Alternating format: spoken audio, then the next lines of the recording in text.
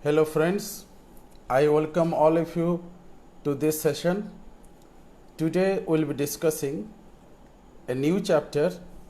Comptroller Auditor General CAG. आपण मानक स्वागत करुछि आजिर लेसन को आज आम CAG विषय बा कंट्रोलर ऑडिटर जनरल विषय डिस्कशन करबा एटा गोटे इंटरेस्टिंग टॉपिक एथिरे गोटे दिटा क्वेश्चन ग्यारंटेड आसुछि तेणु आपण माने टिके धैर्य सहकार एक बुझिया दरकार मु आशा करुछि ए लेसन को आरंभ ରୁ शेष पर्यंत बहुत छोट टॉपिक जदि ठीक रे देखिबे ताले आराम से आपण क्लियर कर पारे किछि भी असुविधा हबार चांस नहीं। तो आम काल विलंब नक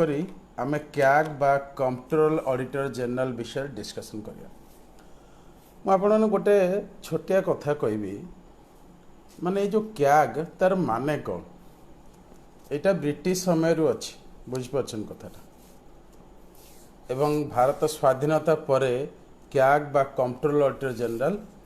एपर्यंत कंटिन्यू करुछि। यार काम कौन यार मेंबर माने केमती अपॉइंटमेंट पाती किए अपॉइंटमेंट दियंती किए रिमूव करती केउ ग्राउंड रे रिमूव करती यार एंकर फंक्शन कौन कार्य कौन या विषय आम आलोचना करिया। Will discuss what is CAG and why it is important, how the members of CAG appointed and how president appoints CAG and how president removes, what are the grounds for removal and what are the functions of CAG. We will discuss everything in this lesson. It is a very small lesson. I hope you people will understand and enjoy. प्रथम कथा हूँ CAG मानेटा आप आगे जानते एमती बहुत माने बहुत प्रकार कहे लोक किंतु आपण जानिया दरकार ये हूँ माने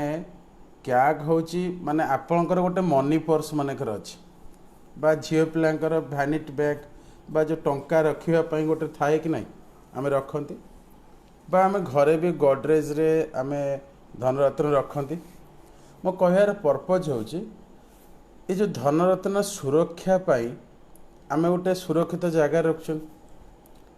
हाँ कि ना ठीक से भली आम देश भारतर माने जो पब्लिक पर्स अच्छी public purse not our purse आमे भी समस्त पब्लिक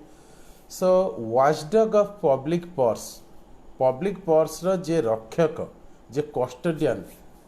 एवं जार ऑडिट करती जे ऑडिट रिपोर्ट दियंती सुरक्षा करती केमिति प्रकृत में खर्च है कि नहीं ताको ही कहती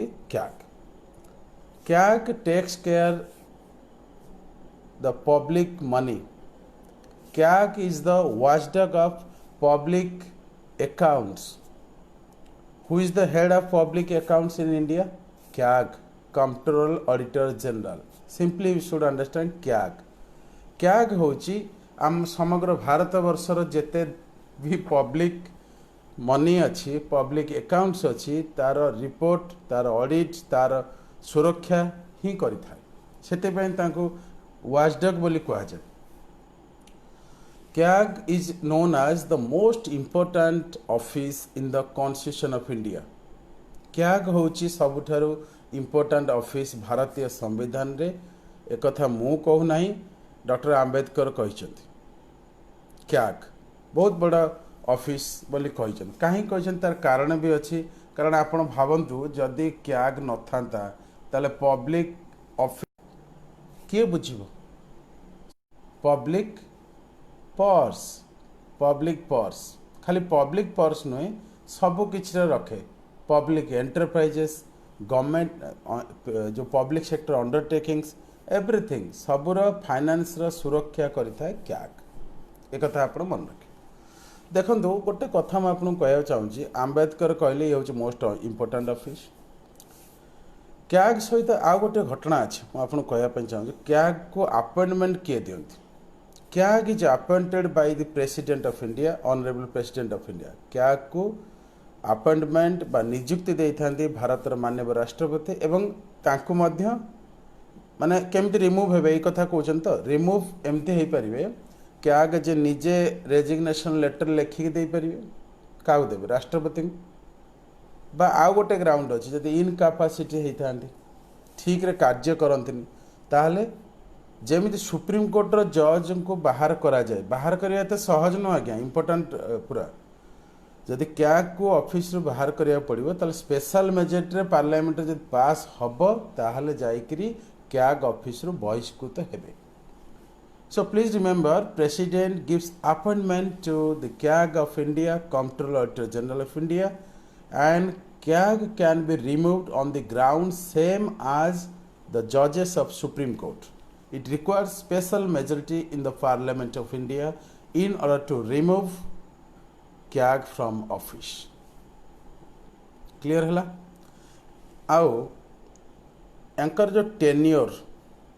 टेन्योर माने बुझिपारछन माने तांकर केते वर्ष ऑफिस रे रहबे ऑफिस रे से आपण जानतो ऑफिस रे म आपण कहूची क्याग ऑफिस रे 6 वर्ष रहबे नचेत 65 वर्ष. The tenure of office for CAG is 6 years or 65 years whichever is earlier. इटा ठीक बुझियार अछि मन करंतु आपण को बयस हेछि मन करंतु 64 हेछि आपण क्याग हिसाब रे अपॉइंटमेंट पाइल राष्ट्रपति ठारू ताले आ केते वर्ष रहबे 2 वर्ष रहबे किंतु मन करंतु 50 वर्ष रे आपण क्याग हेछन ताले कोन हबो 6 वर्ष परे आपनकर माने रिटायरमेंट हे जिवो. And after retirement, CAG cannot be reappointed. कौनसी सरकारी स्तर रे राज्य रे बा देश रे से अपॉइंटमेंट पाई परिबे नाही. That means you can say the tenure of CAG, Comptroller Auditor General, is 6 years or 65 years, and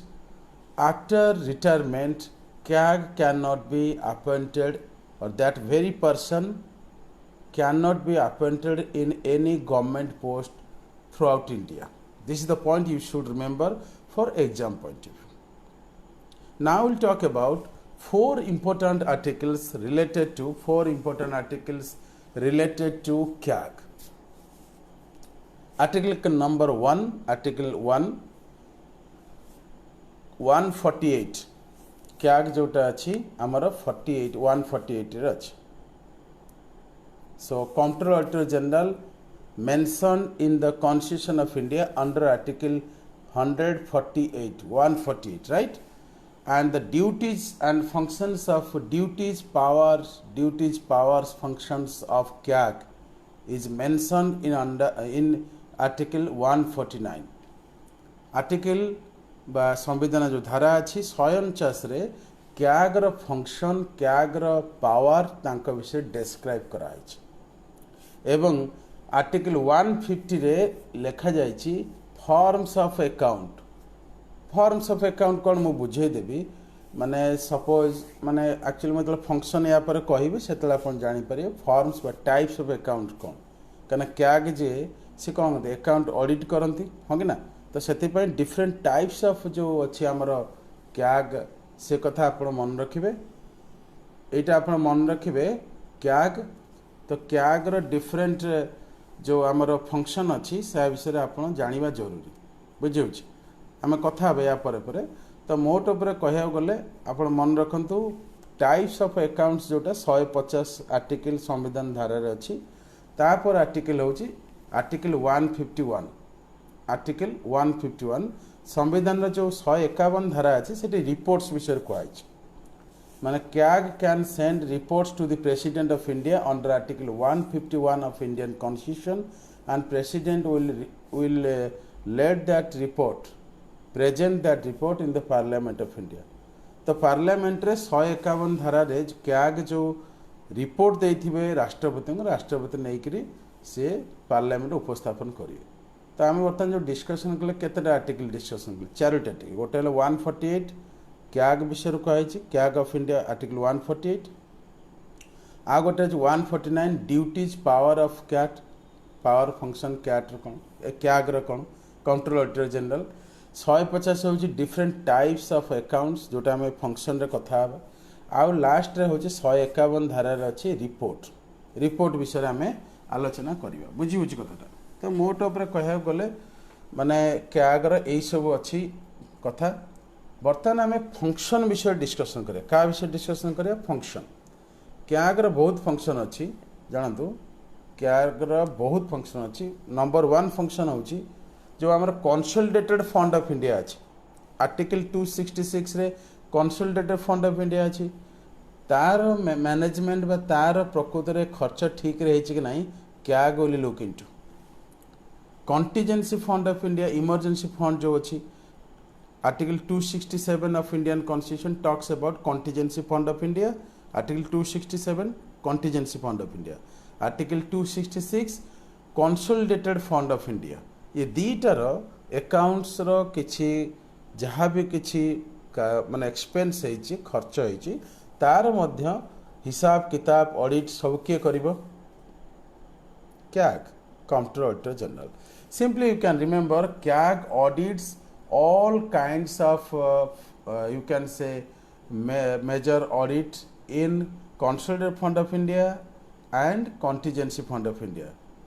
right? This is the point you should remember. And now we'll talk about another point that CAG Comptroller General advises President on under Article 150 of Indian Constitution on different financial matter to the President of India. That means President बा राष्ट्रपति विभिन्न जो finance matter रे उपदेश नहीं था का पाखरु CAG पाखरु अब कैग को कहा जाए friend philosopher guide of Indian public money रे गाइड बोली कह जाए कहीं कह जाए कारण एत बड़ कार्य करुच्च तो डेफिनेटली हम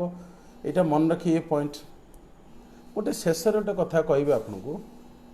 जे कैग्र गोटे बड़ कथा अच्छी जे कौन कहले जो फंक्शन कथा कहते से माने विभिन्न प्रकार जो रिपोर्ट दिखती क्या दिखती गोटे फर्मुला मन रखिए FAP एफ रोचे फाइनेंशियल अकाउंट्स विषय ऑडिट करती ए रोचे अप्रोप्रिएशन अकाउंट्स विषय ऑडिट करती बुझी एफ कौन फाइनेंस ए रोचे अप्रोप्रिएशन आ पी रोचे पब्लिक सेक्टर अंडरटेकिंग्स जमी सेल गेल भेल rail steel authority of India limited gas authority of India limited railway authority of India limited एम जो अंडरटेकिंग्स अच्छी आमर गवर्नमेंट अंडरटेकिंग्स तांकर मध्य ऑडिट किए करता है कैग करे कैग ऑडिट्स इनटू 3 काइंड्स और कैग रो जो फंक्शन मैं कहती 3टा फंक्शन अच्छे एफ रो जो फाइनेंशियल फंक्शन आउ गोटे कौन ए रोचे अप्रोप्रिएट जो फाइनेंस अकाउंट्स फंक्शन आउ गोटे होची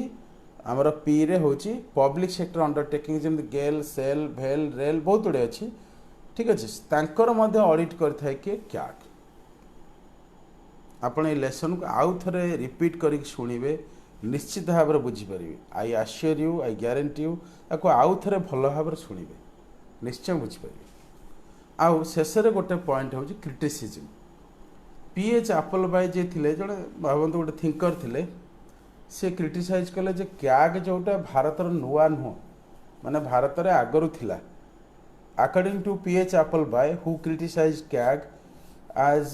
you can say CAG is not product of Indian originally not product of India, it is a colonial inheritance. colonial माने इंग्रेज समय रे हाँ इंग्रेज समय अच्छी इटा अच्छी भी प्रकृत रे जोटा भल कथा हम नबार किसी असुविधा नहीं बुझे तो मु बुझेदेली आपण मानु कैग विषय रे आउ थे को देखिए शुणवे बुझे कीप राइटिंग आप लेखा लेखि अभ्यास करूँ संपर्क रखु मु आपण सागर पूरा अच्छी आउ जहाँ भी असुविधा हे मत आप व्हाट्सएप करेंगे संपर्क करेंगे कमेंट दे पारे वीडियो को शेयर कर दिंतु सांग मान जन दिंतु मु विकास आपण मान सागर पूरा अच्छी and I assure you will definitely clear not only OS also IS exam, any class 1 exam definitely within 1 year, maximum 1 year, right? Wish you all happy learning. Thank you very much. Thank you.